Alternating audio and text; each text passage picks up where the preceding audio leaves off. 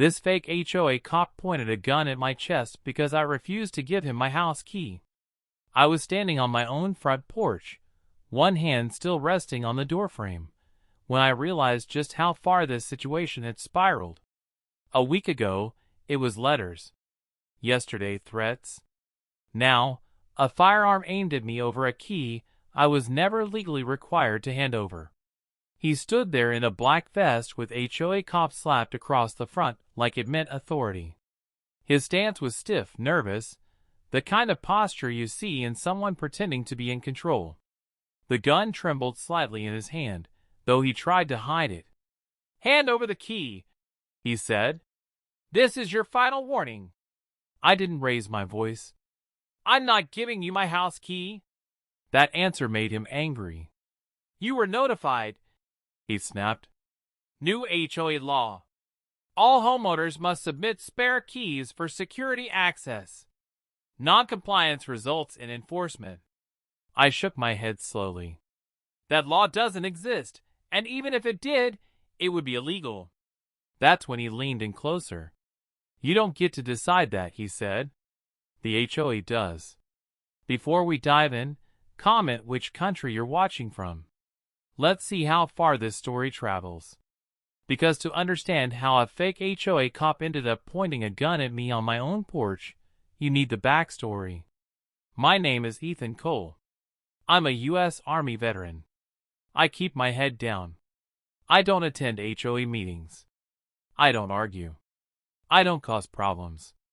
I moved into this neighborhood for peace, not power games.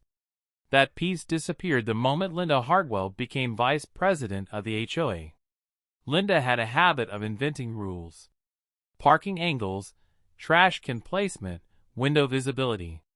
Most people complied because it was easier than fighting her. I didn't, not loudly, just legally. Then she announced a new security ordinance. Every homeowner was required to surrender a spare house key to HOA security. I read the bylaws. I read state law. I sent a written refusal explaining exactly why it was illegal. Linda didn't reply. Instead, the notices started, then the warnings, then the HOA security officer began parking outside my house at night. And today, she sent him, standing on my porch, gunned, demanding access to my home. I met his stare without flinching. "I'm not afraid of you," I said quietly. His finger tightened on the trigger. That's when I knew this wasn't about keys anymore. And that's when he realized he'd picked the wrong homeowner. His finger tightened on the trigger. That tiny movement told me everything. Fear. Panic. No training. Just a man with borrowed authority and a loaded weapon pointed at the wrong person. I didn't shout. I didn't threaten. I moved. The moment his wrist dipped even a fraction, I stepped inside the line of fire and drove forward. My left hand clamped down on his gun wrist, twisting it hard and upward, breaking his grip before his brain could catch up. The muzzle jerked skyward as the weapon discharged with a deafening crack, the round tearing harmlessly into the porch beam above us.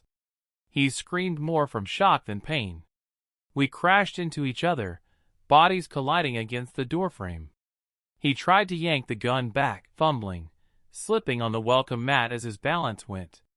I kept pressure on his wrist, forcing it away from my body, using the kind of leverage the Army drills into you until it becomes instinct.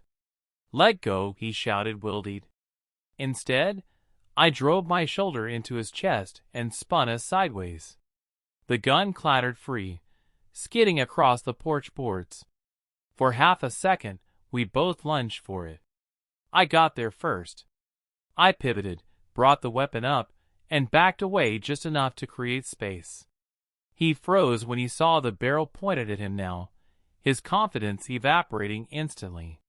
"Don't," he stammered. "You can't. This is HOA enforcement. You pulled a gun on me," I said, voice steady, almost calm. "On my property." He took a step forward anyway. That was his last mistake. I fired low.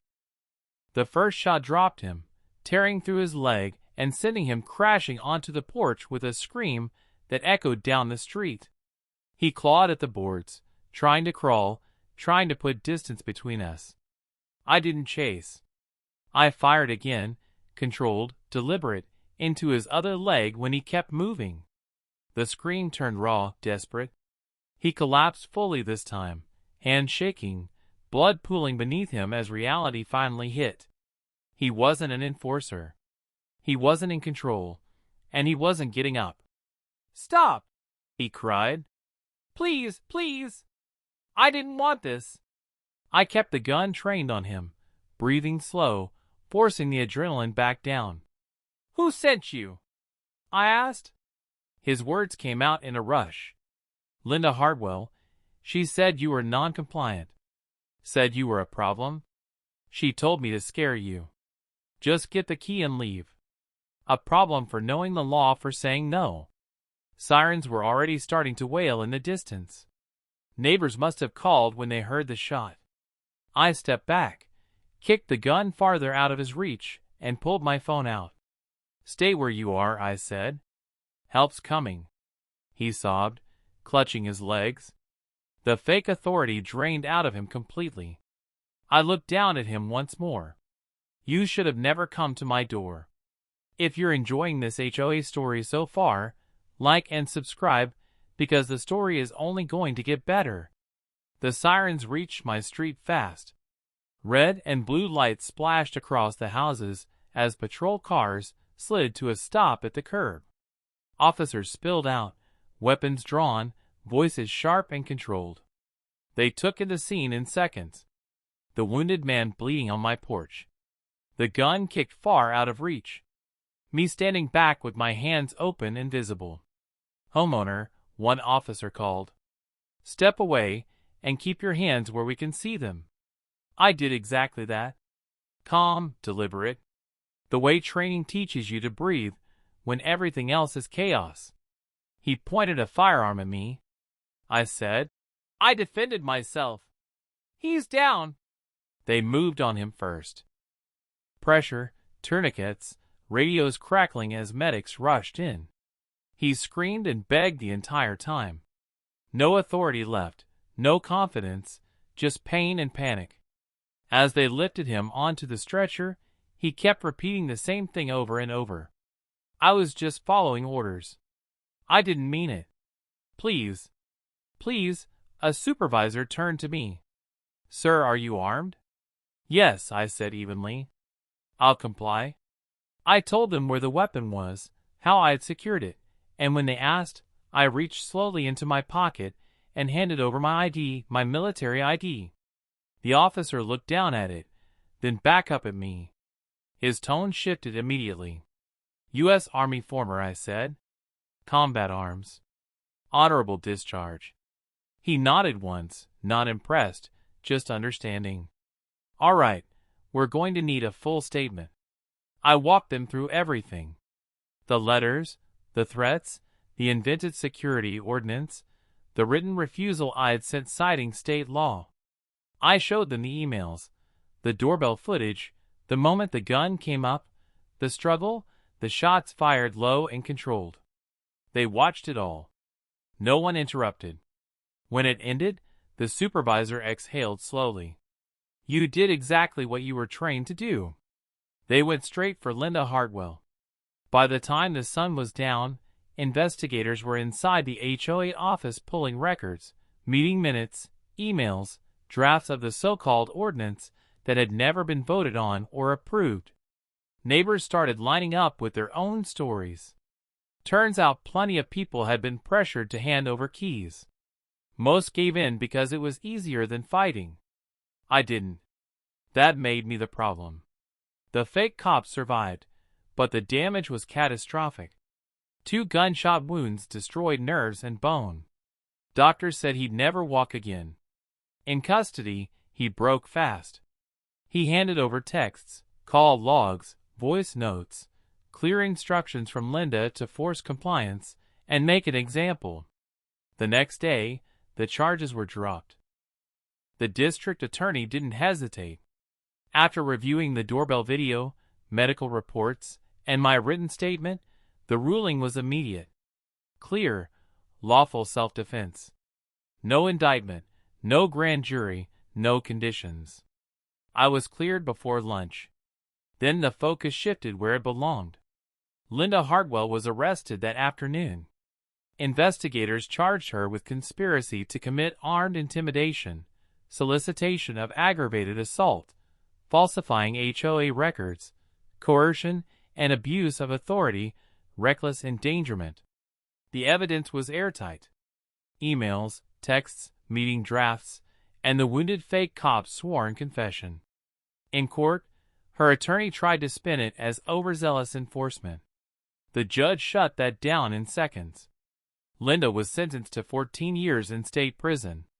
On top of that, she was ordered to pay $185,000 in restitution to affected homeowners, $42,000 in fines, full civil damages related to illegal HOA actions, a lifetime ban from holding any HOA or property management position.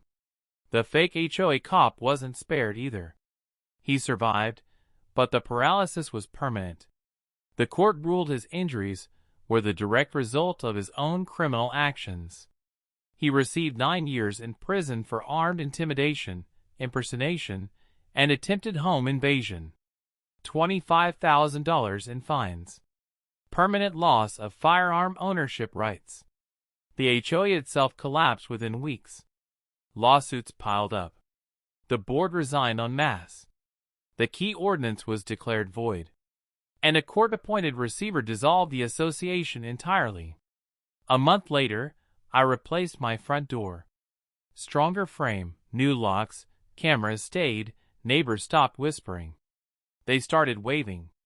And every time I step onto that porch now, I remember one simple truth. Authority only works when people believe in it.